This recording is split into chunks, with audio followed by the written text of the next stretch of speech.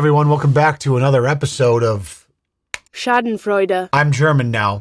Wunderbar! Of course, I'm not being serious, but you know who is? This woman right here. I happen to work for the state, and if I have to watch your cheeks hanging out again, I will call CPS. That's right, she's very serious about enforcing the dress code of teenage strangers. Oh, so you're a teenager that has the audacity to wear that cute little skirt you bought out to dinner with your friends? Well, not if she's around, because she's about to jam a fist up there and teach you a little lesson about modesty. Or something like that. I merely read an outline, but apparently she gets arrested and it was recommended to me. Ewu Body Cam, haven't seen them for a while. We're locked in with 200 milligrams of caffeine ready to go down the gullet.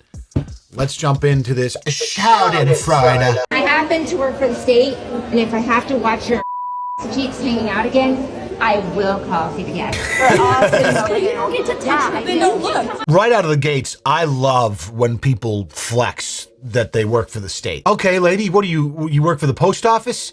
Are you collecting tolls at a toll booth? Like, what the fuck? Why does that matter? Unless you work specifically for the Department of Modesty Enforcement, I don't want to hear it, bitch. It was like this when you don't get to touch them. Don't look. due to the shortness of her skirt, it was like this when you could see everything open. Here's this woman I don't know who just came up and touched my bare butt. Like, I have no clue who this is. A video of a heated confrontation between a mother and a group of younger women goes viral. It captured the aftermath of the older woman tugging on the younger one's skirt, claiming to prevent lewdness. Drama reaches untenable heights as police seek the truth in a case of conflicting, sensationalist reports. I want to set the record straight on my own account here before we dive into this, because there's two sides to the story. Obviously, I think it's going to kind of lean one way at the end. You clearly can't enforce how you think people should dress on other people, especially teenagers in public. But there is something to be said about the evaporation of modesty, I will say, over the course of the last several decades when it comes to how young people dress. I'm certainly not the morality piece, but I look at some of these high school and college age kids and what is considered normal for an outfit now, and it simply is quite stunning. I've seen bikinis at the beach more modest than a lot of the outfits some of these girls wear out to dinner or a night out with the girls. You could get into the semantics of why this has occurred and why this seismic cultural shift has happened over several decades, but we're not going to do that. It is what it is. You don't have to like it. What you cannot do, however, if you are someone who values more modesty, is try to enforce that on somebody else in public, especially if they are a stranger and you put your hands on them close to their nether regions in order to do so. It's cringe enough to say something, but to then physically touch someone in order to try and enforce your particular brand of modesty is quite insane. Here we go. Sakura, a Japanese steakhouse in St. George, Utah, is booked with high schoolers before their spring formal dance. Footage uploaded to TikTok captures a heated confrontation between waiting diners. I happen to work for the state, and if I have to watch your cheeks hanging out again, I will call CPS. Over 18. CBS? She's 19 years old. Her butt cheeks. You don't get to touch. What's captured on camera is only a fraction of what each side would later claim happened. You don't get to touch. We're all sitting over You there. don't get to touch. Yeah, Then don't look. The clip, posted by CC Snow, is viewed over 500,000 times within hours. Of course. But what viewers don't know yet is that the woman threatening to call CPS does in fact work inside the Utah Attorney General's office. Not anymore! Classic! I actually don't know that. I'm just assuming. What the boomers don't understand, and I said, whatever, she maybe is like an old millennial. I don't even know. She looks maybe a few years older than I am, this mom. Late 40s, early 50s, if she's keeping it together. Anyways, the point is, what you have to understand is when you are interacting directly in an adversarial way with a feral pack of young teenage girls, you have to assume, you have to know that your shit is getting blasted all over social media. And there is nothing that a group of young girls like more than seeing Schadenfreude with a young Karen. Middle-aged Karen. Like, how have people not figured this out yet? The crazy part is, in her head, she probably thinks she's so morally justified in behaving this way towards these girls that she's going to come out as some sort of hero when this inevitably goes viral on the internet. Unfortunately, that's typically not the case. Why are you? Thank you for censoring that. I can see her. Thanks for not saying it out loud. The older woman, later identified as 48-year-old Ida Ann Lorenzo, God, I fucking nailed that. Late 40s, did I say? Boom! Yeah. files an incident report with the St. George Police Department, as she perceives that her family's safety is at stake. She's the one that initiated the contact with the police? Oh, man. Man, do I love a good cell phone. Not cell phone. Not cell phone. Self-own. Right. One of my favorite things. We've seen it a few times over the body cams. Shakira Flabbergasted, early one, where she calls 911 early. You love it. People that are so unself-aware, they default to, I'm calling the cops on you. And when they do, the cops come and like, actually, buddy, you're the fucking moron. Sorry about your luck. Boy, you hate to see it. Their skirts were so short that as we're standing there, I see the 10-year-old pointing to one of them, and you could see her entire and the butt cheeks and everything hanging out. And immediately I was like, oh my God, that is completely inappropriate. We do not need to be sitting at a restaurant having a 10-year-old look at someone's private part. Now, regardless of the full truth of that statement, if we were talking like there was nothing under the skirt, whatever that is, I, in a lot of ways, maybe agree with this woman's sentiment that I think we need to try and bring back a little bit of modesty. Whether you're at a family restaurant or not, I have no control over this, but it's just insane the outfits that some of these chicks wear. And granted, they're 19 years old, they're adults by law, and they can do what they want.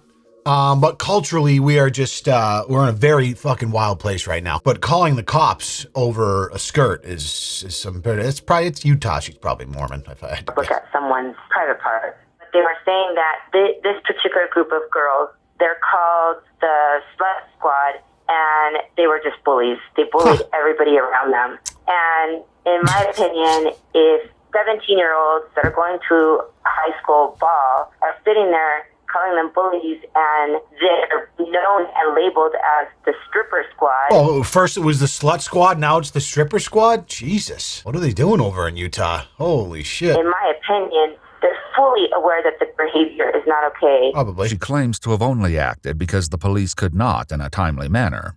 She meets the responding officer the following day. Hello, are you Ida? Yes. Hi. Hi. Good. Good to meet you.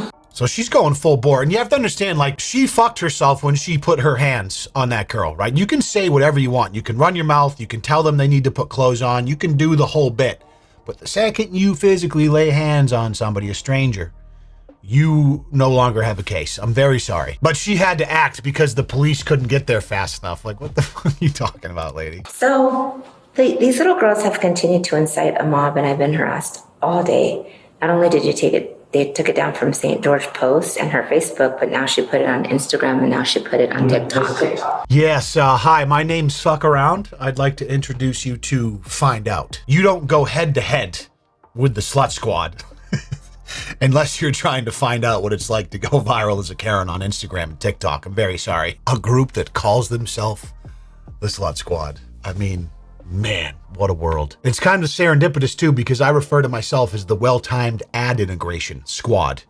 And right now is the perfect time to talk about Raycon before we get back to this bitch. Let's get after it. This message is sponsored by Raycon. Holiday season is upon us once again, and I'm your Santa's little helper, here to bang out your shopping list. Now imagine getting your family member something they'll actually love this year.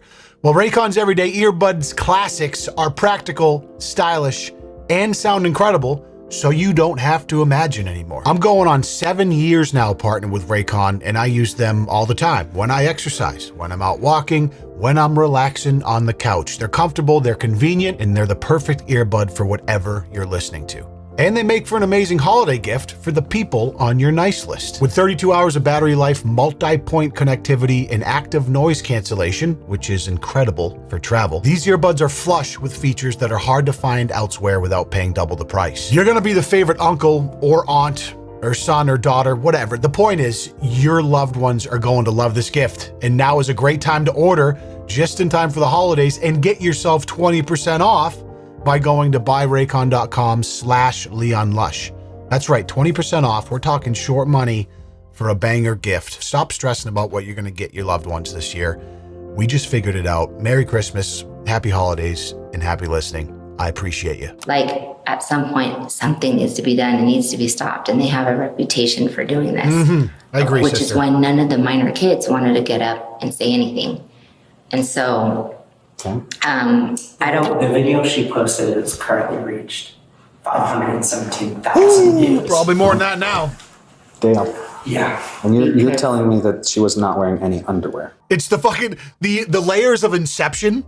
It's them talking about a TikTok video where they look bad that has reached 500,000 views and a body cam video on YouTube that is just about to hit 500,000 views. That is now in a Leon Lush video that will then subsequently, be on YouTube that will, unfortunately, probably not hit 500,000 views, but maybe a couple 100,000 if I'm lucky. The layers upon layers, Leonardo DiCaprio could never. As we could see, yeah, exactly. We could see pubic hair, skin, and everything. Like, honestly. Are you seeing the opening? Yes, because we were actually seated and she was standing up and she was at a higher. So you were under her. Due to the shortness of her skirt, it was like this, and you could see everything open. Not only were there minors involved that were all seated around me. I think that, like, this is not a small point here, and I don't know if there's a way to prove it or not prove it, but you can't. I feel strange talking about this, but they're 19, so it's like if you are wearing a skirt that short and you're like going to a family restaurant, there needs to be some sort of underwear, right? Like, don't make me go Joey Swole on you and start talking bad about the OnlyFans girls that like to rage bait by doing sexual shit in public places. It's irrational, and it is technically illegal to expose yourself in public. So I certainly can't condone the way she handled it, but I can, on some levels, understand her frustration with the slut squad. And not for nothing, but her talking about that other group of 17-year-olds there that didn't want to deal with their friends. Man, I don't know what it is, but if I know anything about teenagers, no 17-year-old is mad about the slut squad wearing provocative outfits, especially if there's boys involved. But my son was present as well. That's the only reason why I was like, listen, you're hanging out in front of minors. That's not something that you should take lightly. Well, just don't disagree.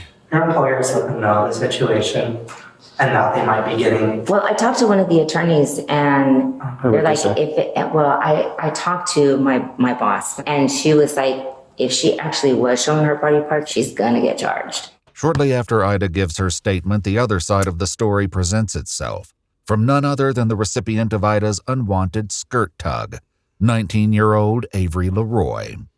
She agrees to come down to the station accompanied by witnesses.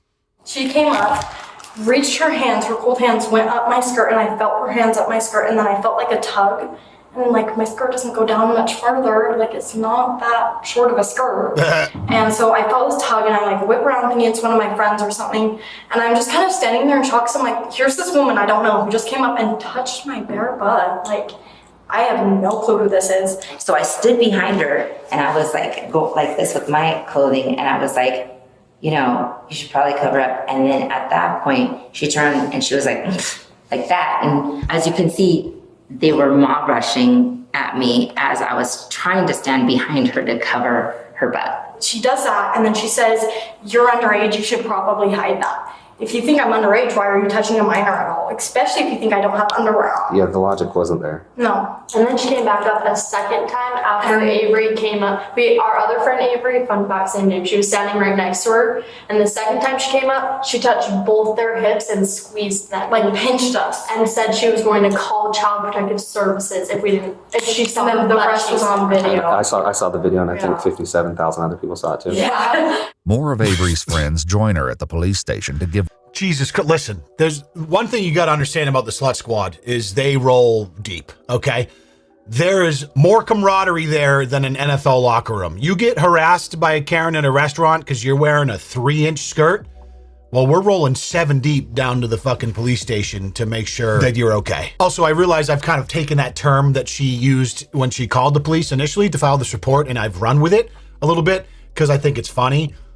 And who knows if that's actually how they refer to themselves, but in no way am I insinuating anything about these girls. I know nothing about them. Maybe I should tone it down to the stripper squad, which is the other thing that they talked about. What did she say exactly before? Because the video doesn't, it's bits and pieces, but did she identify who she was? She just said, I work for this state, and pulled out that name that just said her name. So she gave you that.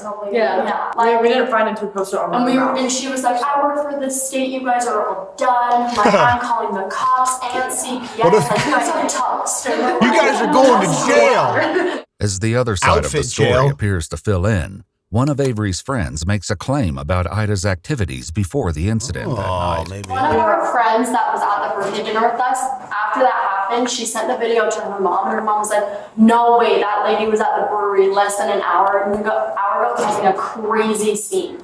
And so then she showed up there. And when she was looking at us, like her eyes, like, she wouldn't look at anybody in the eyes when she was talking. Like, she just did not seem normal. I got a standing ovation from everyone that was seating behind me. That's totally beside the point. She really tried to do the, oh, I told those girls what was up, and then everyone stood up and clapped bit. No fucking way you got a standing ovation. Did she just say she got a standing ovation? Ida, like, listen, I'm trying to give you the benefit of the doubt, and I'm kind of on your side as far as the inappropriate outfits go. Not the way you're handling it, but a standing ovation, Ida? You mean to tell me that the whole restaurant stopped and was like, woo! Woo! Thank you, Ida. Thank you. And she walked out as everyone clapped. People were crying. Music was playing. It was gorgeous. It was beautiful. You should have seen it. Fuck out of here, Ida. But because of the sensitivity of the nature, Totally beside the point. But because of the sensitivity of the nature, and everyone thought she was a minor because she did look like a minor, and there was a ton of kids. It was the high school ball. Did you think she was a minor? Yes, I did. I actually thought she was, and that's why I grabbed her. I mean, wait.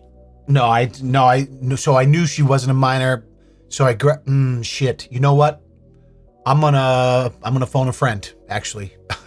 I was like, I just don't understand. I don't understand why you went up and touched her. While the officer attempts to argue personal space, Ida redirects focus to the opposing group, who she argues is known for disruptive antics. Atop the applause she claims to have received, she says she has the full support of the restaurant owner. Sure. The only problem is that Avery makes the same claim. The restaurant comps our meal, like they gave us 20% off our meal, like they felt so bad. The restaurant was on our side completely. They didn't say my skirt was too short at all. After Ida claims over the phone that a former employer requests that she close her LinkedIn profile, she returns to the police station to fill out a witness statement form. I had my concerns from the get-go. And I'm going to just be straight up with you because this is kind of where we're at. The magnitude of the self-own that Ida did here. I mean, even if her intentions were good, I mean, what a disastrous way to go about everything. In the way she handled it with the girls, and the fact that she probably could have gotten away, like just went on her way and had nothing happen to her, but then she brought the case to the police herself, which shined a light on the whole thing and made the police realize, hey, these girls really didn't do anything and you put your hands on this girl's ass. What? Listen, I don't care that the whole restaurant got up and applauded you, standing ovation for 5 minutes as you bowed and had roses thrown at you. It's still not legal to do that, my darling. You said you talked to her first. Right, I was trying to talk to her, yes. After you pulled her skirt. Oh. Well, I covered her up. Do you understand how a reasonable person would be like, I was just touched? No conversation before that? And then I actually thought she was a high school I didn't ask her. That's worse. The rest That's what I mean. That's worse. That makes it worse for me. No, so you don't understand. I thought she was a minor. I know she's not, but I thought she was. That's why I grabbed her. What are you talking about, bitch? Oh my God. You mentioned that you saw this girl's opening, pubic hair, creases, all of the above. Yep. The girl has sent me a video of her twirling in that skirt, photos of the skirt. She was wearing underwear and shorts underneath her underwear. Do you want me to put out there into the whole world that I saw her vagina? I don't want you to touch her. First off, how much had you drank that night? I actually hadn't been drinking at all. You were not drinking at all? No, not before that. Not before, it was after? Right. We had dinner. We actually sat down and we had dinner. You don't think alcohol is impairing your judgment for this? No. And when you're saying, I work for the state, I'm this and that, I'll do this, you're airing out that you got to be held to a little higher standard like me. The hardest part for me with this is I understand your concerns as maybe a mother and as a community citizen. Yes. I get that. Yes. But well, not to mention you took action on this. There was no incident. You created it. You put it into action. The consequences of your actions have been all of this. This has nothing to do with them. Today, you're going to be placed under arrest for a second. Oh, shot and chaser. Oh my God. I gotta hand it to this police officer. Good explanation.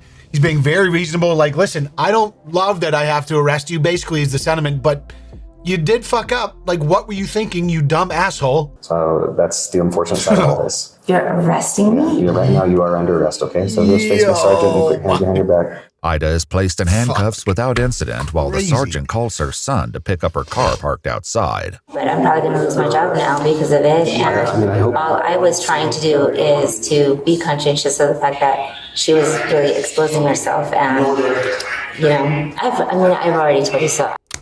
The slut squad strikes again. I should quit talking at this point. Probably. Ida Lorenzo was booked at the Purgatory Correctional Facility in Hurricane, Utah for sexual battery.